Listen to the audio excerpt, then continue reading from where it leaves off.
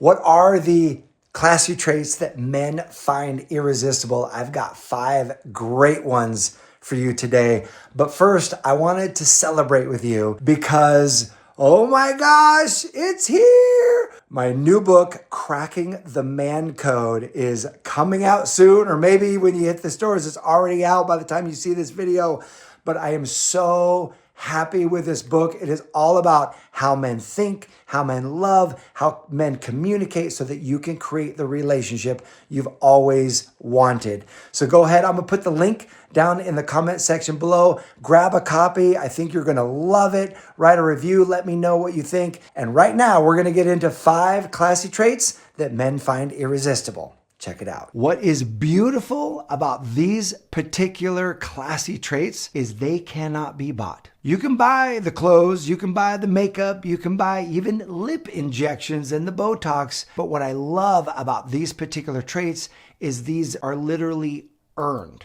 They're developed, which is why they are so valuable and why they separate you from everyone else, because they cannot be faked. And when men experience these, men are like, whoa, this woman is amazing. This woman is special. And so I'm going to share with you these 5 classy traits. They all start with the letter P. And then at the very end, I'm going to give you a bonus one that kind of starts with the letter P. And you'll see what I mean when we get to the end here. The first classy trait is presence. It is be here now energy. And this one is becoming more and more rare as everybody looks like this when they're standing on the street, when they're sitting in a restaurant. I'm on an airplane and everyone's got their head down. So you want to stand out?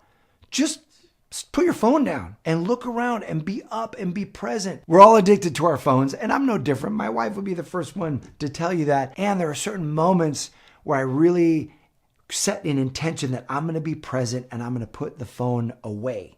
And when I'm playing with my kids or I'm on a date with my wife and we're really pouring our presence into one another. When you're on a date and there are those moments when it's really easy to pull out the phone and kind of check your text or check your DMs or whatever you're going to check. Instead, be the woman who puts the phone away and just breathes into the moment. Soak in the experience. Look at what's going on around you. And that presence has a gift inside of it.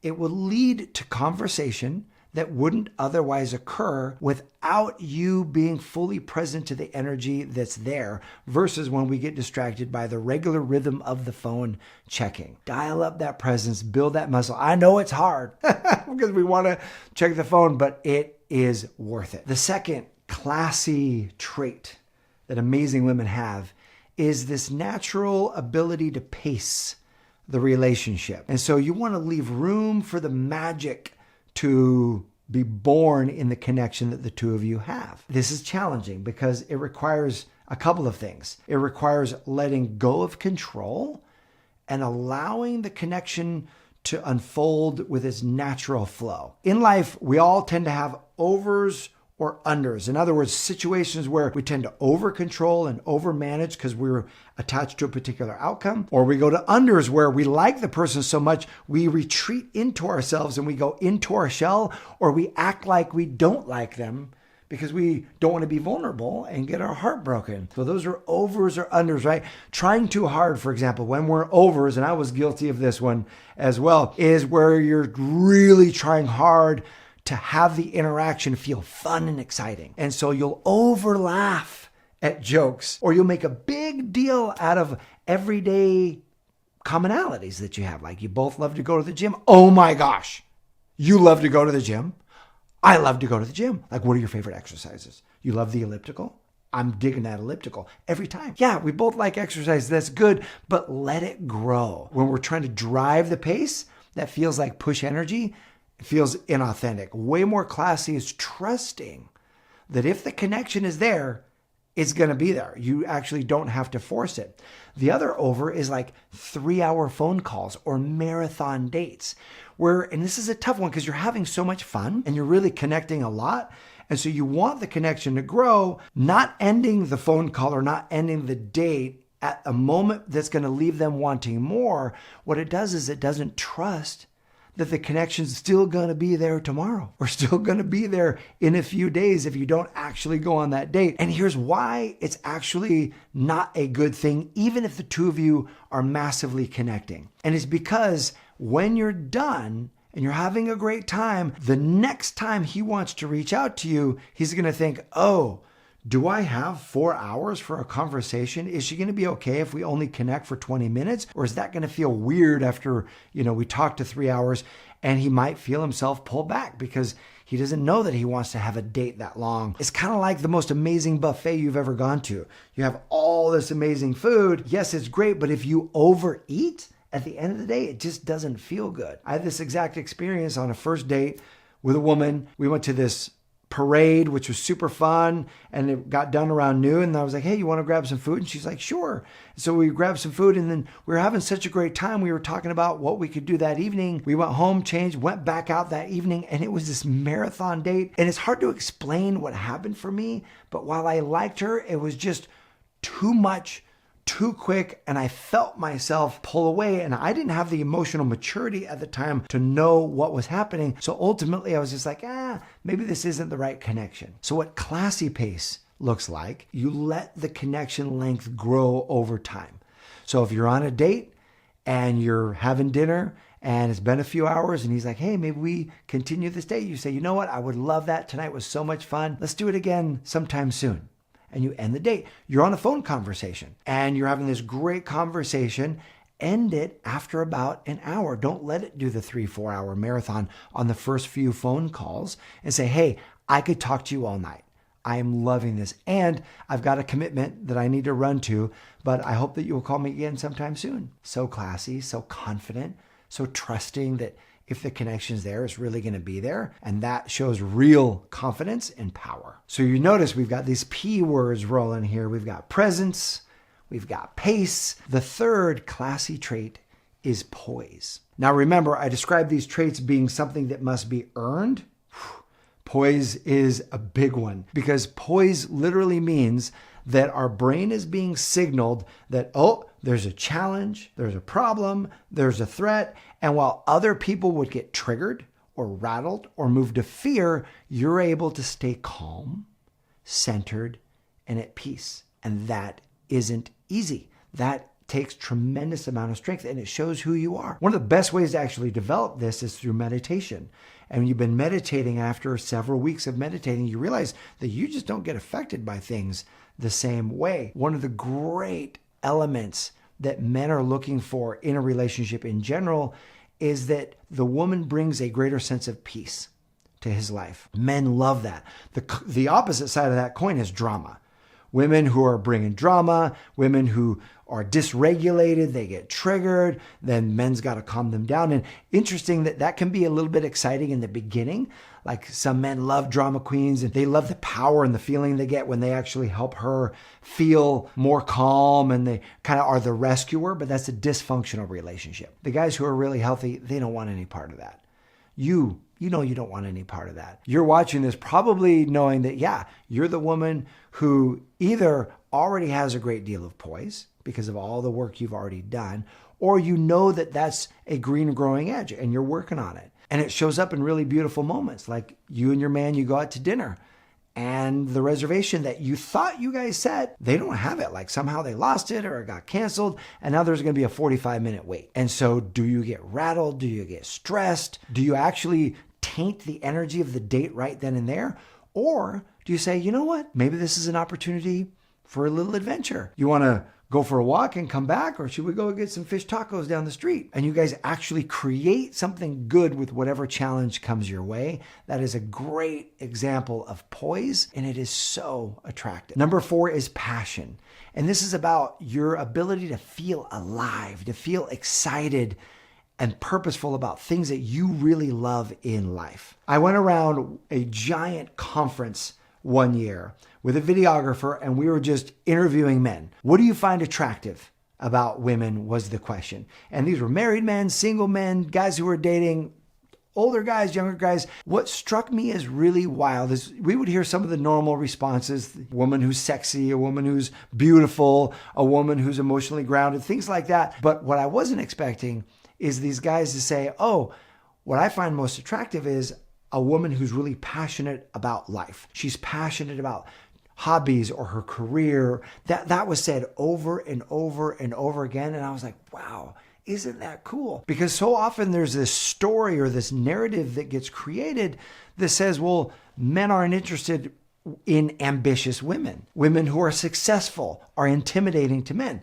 You may have experienced that firsthand. You may have heard other people talking about that. But I want to challenge that narrative and the frame we put on those experiences, because most men, especially high value, amazing, healthy men, want you to have a life that you love. We want you to be lit up. We want you to be really passionate. And it's that excitement that lights us up. Like, we love seeing the passion that you have for the things that you love in your life. Men fall for women who are lit from within. They've got that life energy emanating, because we all want to feel more alive. Number 5 is power.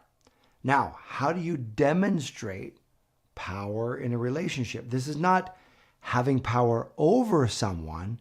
This is actually owning your own power. The easiest way to do that, and the way that creates security in a relationship, is to say what you want, to be really, really clear about where you stand, what you want, and what you don't want. Because owning your wants shows self-respect.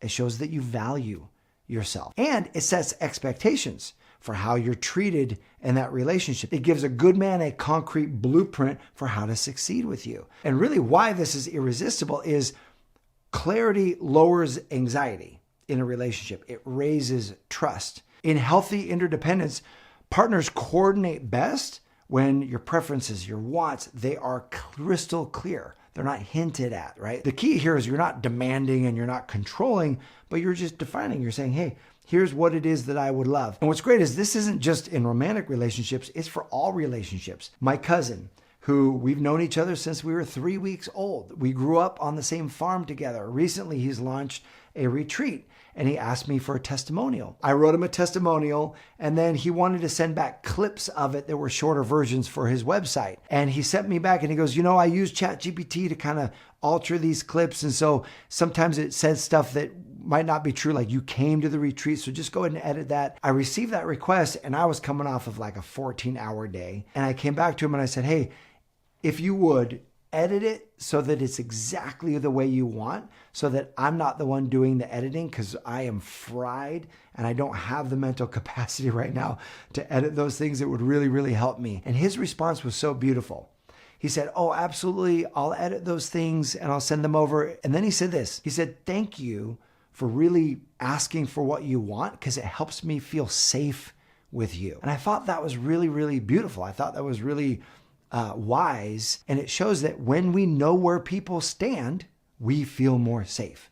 If you're ever guessing and you're like, oh, does this person really happy right now? Or they're not happy? That's when it becomes way more difficult to be in those relationships. Exerting power is about empowering you and empowering them to know where you stand, so that the two of you can have a stronger connection. So as I promised you, 5 P words that are classy traits men love, and one kind of P word that men also love as well. What would that be? That is not perfect.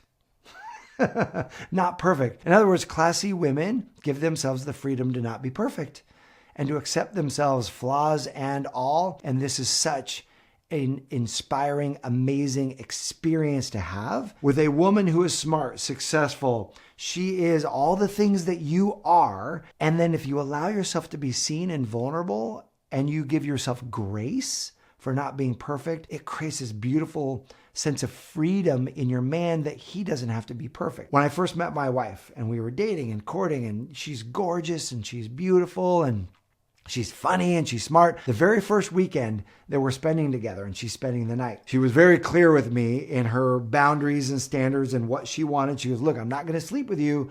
We're not going to have sex. We will share the bed. We're not going to have sex. I said, I respect that. I'm looking forward to actually just sharing the bed with you. Early in the morning, I wake up, she's gone. And I'm thinking, oh man, Like maybe she really didn't mean she wanted to share the bed. Maybe that was too much. And I'm looking around, she's not there. And I walk out in the hallway and there's this cabin and there's this futon out there and she's sleeping on this futon with a blanket. And I've got all kinds of stories running in my head. Like maybe she didn't feel connected to me. Maybe she doesn't like me as much as I thought she did. And I'm like, hey, Irene, what's going on, girl? Why are you out here on this futon? And she could have made up a story to make herself look better in that moment. She could have said, oh, I just didn't feel comfortable next to you, or oh, it just didn't feel right the first night, but tonight will be better. With which I would have made all kinds of stories in my own mind, but instead, she gave herself permission to not be perfect, and she told me what was really going on. And she said, oh my gosh, I was so gassy last night, like something I ate, I had all kinds of gas, and I did not want to blow you out of that bed. So I came out here to sleep. And I thought, that is so awesome. I remember thinking in that moment, I love this woman. That is awesome. Like, that's so real. And because she gave herself permission to not be perfect, that now if I was not perfect in that moment or didn't have it all together or got gassy or whatever, I was way more comfortable and able to be myself because she was comfortable with herself. So as you give yourself permission to not be perfect and love and accept yourself for who you are, that is going to separate you from all the other people who really haven't done that work yet. So as I mentioned to you at the beginning, I'm so excited about Cracking the Man Code book that is coming out. This is the printed manuscript. We're seeing it here first. It's with the publishers right now. This book contains all kinds of beautiful frameworks to help you understand how men think, how they love, how they communicate, so that you can create the bond, the connection, and the relationship that you really want. I highly encourage you to grab a copy for yourself, grab a copy for your girlfriend. Here's to you, to your amazing love life, to you experiencing even deeper love in the world. I appreciate you. Thanks for watching. I'll see you soon.